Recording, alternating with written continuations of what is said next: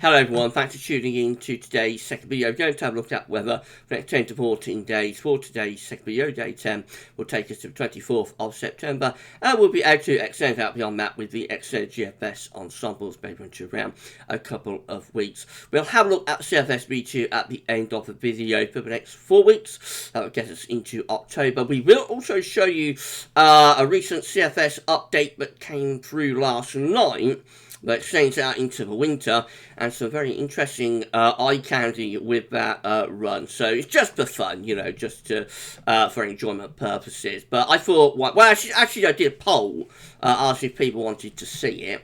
Posted a couple of charts on Twitter and Facebook and whatnot, and I did a poll, you know, asked if people would like to see that run in the video, and the overwhelming response was yes, so I will include it at the end of the video, so stick around for that, and you'll see some very, very interesting charts. Please like, share, subscribe on the video. Thank you so much everybody for doing that, and drop a comment, let us know what you about this and all of our videos, and we thank you so very much for doing that. Hope you're having a nice Wednesday at this time. Right, okay, so we're going to start off with tropical Atlantic. We've got this orange X just here, which is disturbance 1. That's got a 40% chance of cyclone formation in the next 2 days, and a 50% chance in the next 5 days. That might become a tropical storm in the next few days. We'll have to wait and see. Central in temperature is currently sitting at 17.5, which is 4 degrees above average. That is provisional to the 12th of the month. We are expecting that to come down quite quickly over the next week or so. I can get some quite cold nights, so I'd imagine in about a week's time that's probably going to be down into the mid to low 16s, maybe upper 15s, and then of course we'll have to wait and see where we go after that. These are the GFS upper air temperature and precipitation ensembles for the next couple of weeks. So red line is the 30-year upper air temperature average. For Oxford, we are still a little bit above average with those upper air temperatures at the moment, but they're on their way down.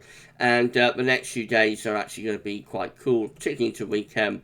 I mean, early part of next week, upper air temperatures are going below average. There is a recovery back to near normal with the upper air temperatures in the last week of September. Precipitation-wise, going to be lots of dry weather over the next week, 10 days. High pressure will be dominating. We're seeing possibly signs of something a bit more unsettled for the closing days of September, but we'll have to wait to see about that. It's extended range and therefore unreliable.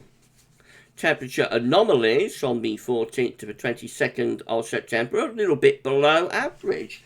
Most parts of the country quite unusual for the last few months. Notice Europe looking quite cool as well. Below average temperatures covering much of Europe in the weekend. Still dry but normal though. Precipitation anomalies from the 14th to 22nd of September are coming out drier than average. So the dry spell is back after a couple of weeks break through the first half of September. We're back into drier conditions once more.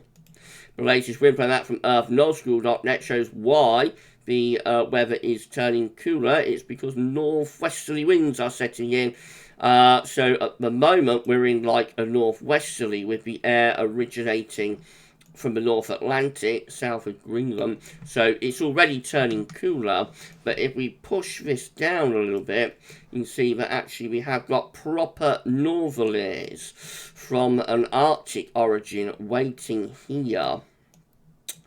And those proper northerlies, you know, will be with us by the end of the week. This northwesterly will turn into a actual northerly, and that's got sort of Arctic origin associated with it. It's not going to be freezing cold, it's only September, but you will certainly notice the drop in temperature by the time we get through to the end of the week and into the weekend.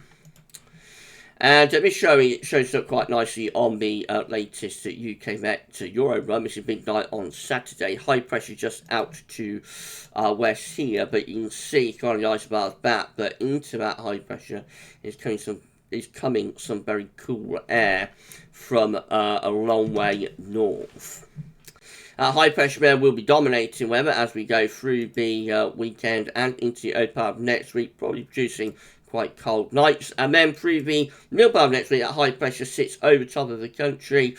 I think we'll probably start to bring some warmer air into high pressure, especially to the north and the west. So the upper air temperatures certainly will lift up. What that could do, though, is start generating widespread mist and fog patches early and late, and they may linger on a little bit into the day, but they should clear, and the sun should be strong enough still to get rid of those.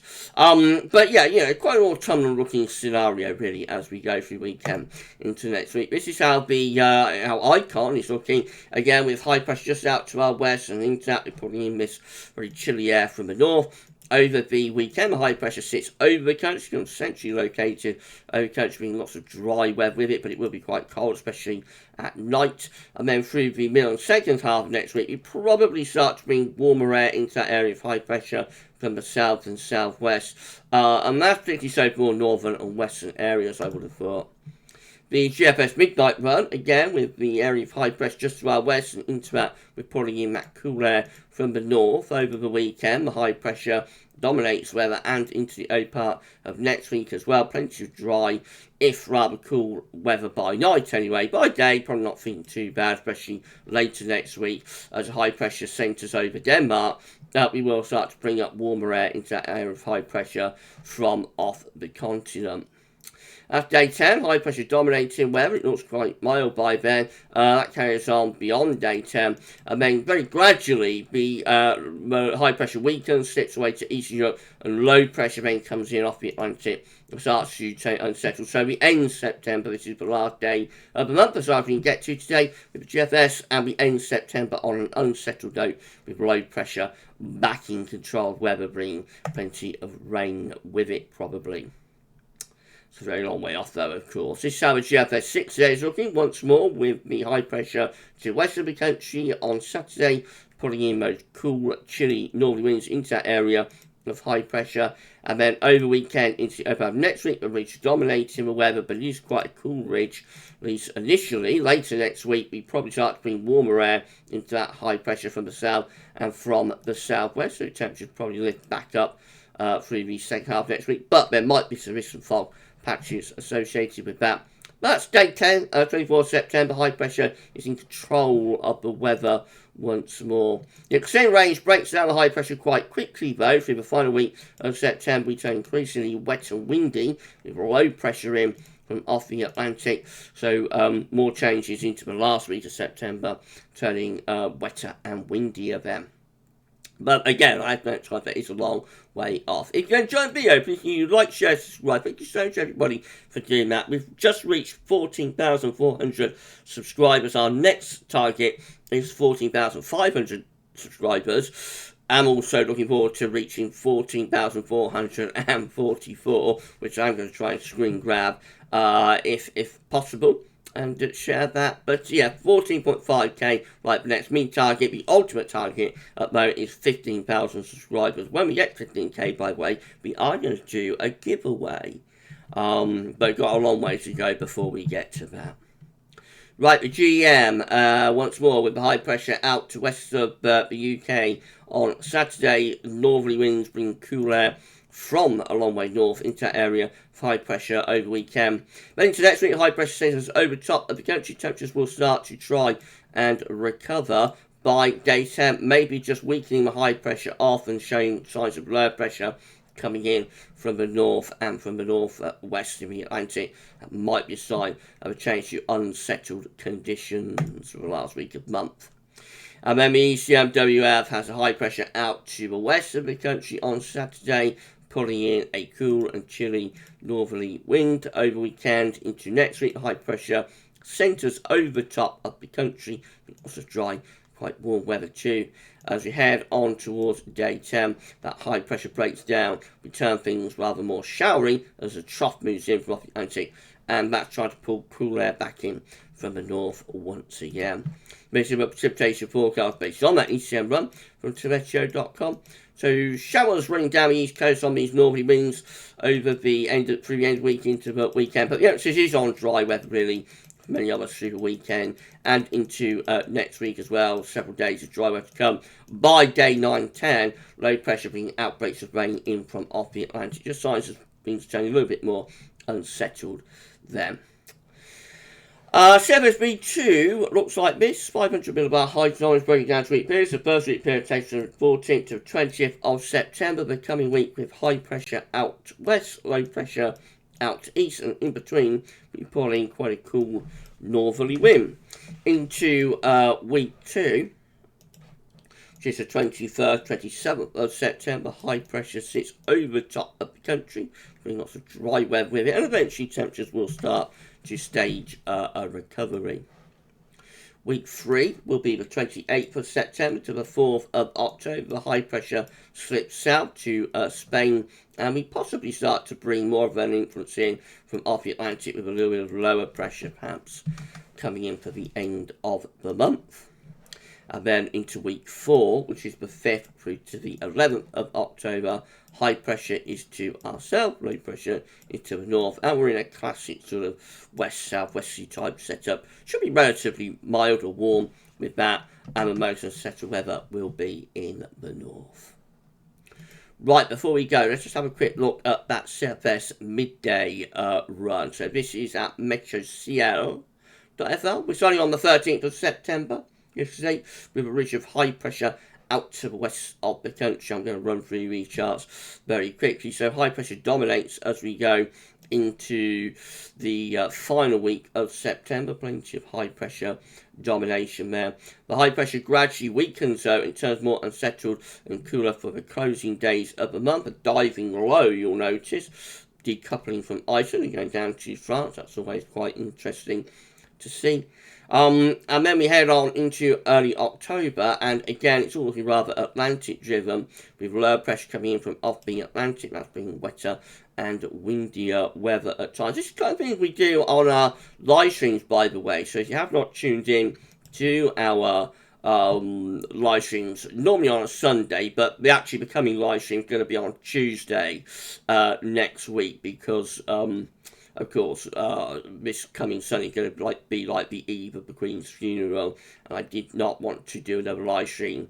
Yeah, I did one last Sunday. I did not want to do another live stream before the Queen's funeral. So actually, there won't be a live stream this coming Sunday. On Monday, I should say, the Queen's funeral day itself, Monday the 19th. There will not be any video uploads on that day. I'm going to take the day off and shut down the channel as a mark of respect on the day of the Queen's funeral. So the next live stream will actually be on Tuesday the 20th of September. But generally the live streams are on a Sunday, and this is the kind of thing we do with our Sunday live streams. We look at the long range and we look at the just for fun charts at metrociel and places like that.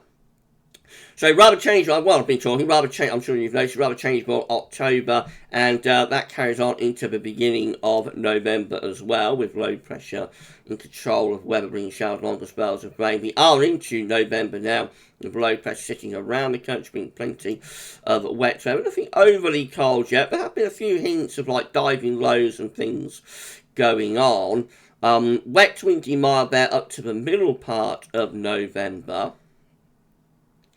We're going to get towards the final week and look at this. Pattern begins to change. High pressure begins to build around Greenland and Iceland. Turns the wind into a cold north or northeasterly. So we're going into the final week of November on a wintry note, a cold note with high pressure to the north and northeast, and winds in from a northeasterly direction. This is end of November. Easterly winds, that will bring snow to eastern parts of the country. And then we're into the beginning of the winter now. This is the start of December, and down come these very cold northerly winds. They will be bringing snow with them as well. Please keep in mind, everyone, this is just for fun. Just a bit of eye candy. It's almost certainly not going to verify, so please do not take this seriously. But, it's notable that the CFS is showing this. As we go on into the middle of December, we start to get high pressure trying to build over Scandinavia, trying to pull the wind into the east. So cold air is lurking to both our south and east. And then, second half of December, another attack from the north, with this low pressure plunging down the North Sea, and that brings properly wintry weather heading towards Christmas, with a large blocking area of high pressure around Greenland, Iceland. Look at that, very, very cold and wintry, moving up towards Christmas. That's Christmas Eve, looking cold. There will be plenty of snow on the ground. Even if it wasn't snowing, there would be plenty of snow on the ground. That's Christmas Day. Probably snow into the south and southwest, courtesy of that area of low pressure. Otherwise, most places probably reasonably dry, but will be very cold and snow cover on Christmas Day. Nice sort of Dickensian type Christmas pattern there. Now moving in towards the new year, and milder air coming in from off the Atlantic, although there will be snow involved with that, so late December we probably bring a band of snow in, and then it starts to turn milder to the south anyway. Still cold up to the north. Into New Year, we're very quickly back into those cold northerly and northwesterly winds. It's the coldest CFS number I've seen for a long while, actually.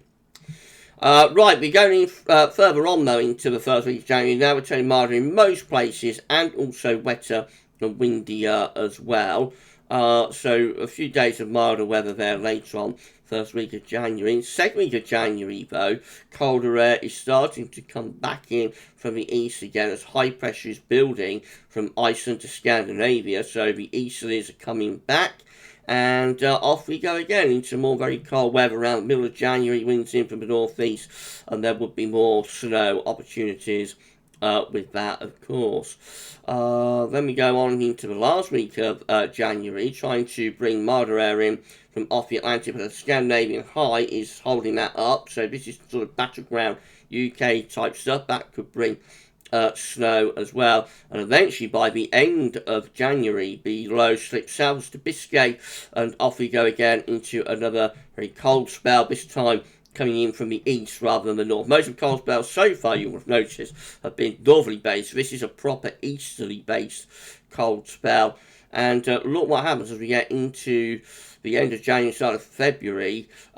True Arctic blocking appears, and look at that, 3rd of February, like a cross-zonal flow with easterly stretching all the way from Russia to Canada, which is one of the things that you get in like the very extremely cold winters. The coldest winters have that sort of feature. And so in comes, by the 4th and the 5th of February, in comes some extremely cold air from the east that would deliver copious amounts of snow to southern and eastern parts of the country. And on it goes into second week of February too, with more low pressure within cold air bringing further heavy snow. This is a very, very, very cold winter, I have to say. This will probably be the coldest winter since 1979 if it verifies. It almost certainly won't, but this is a very cold winter that the CFS 12Z was showing yesterday. We're in the second half of February, a little bit milder now for a couple of days, and then we're back into colder weather again. Very much a case of northerly and easterly winds keep coming and going, and mainly coming actually through this winter. End of February, again, trying to bring milder air in off the Atlantic. That fails, so we're up to the end of February now, won't go any further, and end of February, start of March, we're still into cold weather really, low pressure to our south, winds in from the east. This is how the charts look on that CFS run from west to central, like the classic view. So that's the beginning of December. I just want to show you a little bit further on. So we won't go through the whole thing, but we will go, if I can find it, we will go to the end of January, February. So, like, that's how the very coldest spell of weather sets up at the end of January and into the start of February. That low pressure is driving southwards, and then masses of northern blocking building behind it, and so that sets up that cross-zonal flow with those easterlies coming in all the way from Russia, going right the way over to Canada. This is a wider view, you know, so you can see the extremity of the blocking with that from the 4th to the 5th of February, and very cold air sitting turries. I'll show you the upper air temperatures. Look at that. For the 5th of February, that will be a true beast from the east, you know, that would be true freeze-up type weather. Just for fun, although some people wouldn't consider that to be fun. Some people would consider that to be very, very alarming, particularly in terms of the energy prices at the moment. So, you know, that's fun for some people, but would be very worrying for other people. But yeah, that's like the coldest part of the winter. That's like peak winter, the opening days of February, with that extreme easterly flow and those very, very cold easterly winds. That's how the upper air temperature look on the 1st of February. That's how we look on the 2nd. That's how we look on the 3rd. That's how we look on the 4th. Let's have a look on the 5th. Extremely cold air in from the east. What a CFS run almost certainly won't verify, so please don't be overly alarmed about that. I thought I would just show you it, you know, because why not?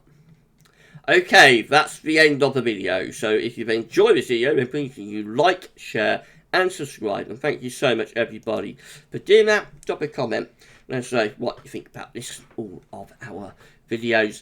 And we're going to be back with more weather content for you tomorrow. So we'll start with 6 a.m. upload. We'll have the European outlook for next week, 10 days. And there will be a 10 to 14 day, including all of regular features with that as well. So I shall see you for tomorrow's videos. But for today's videos, that's all for now. And thank you so much for watching.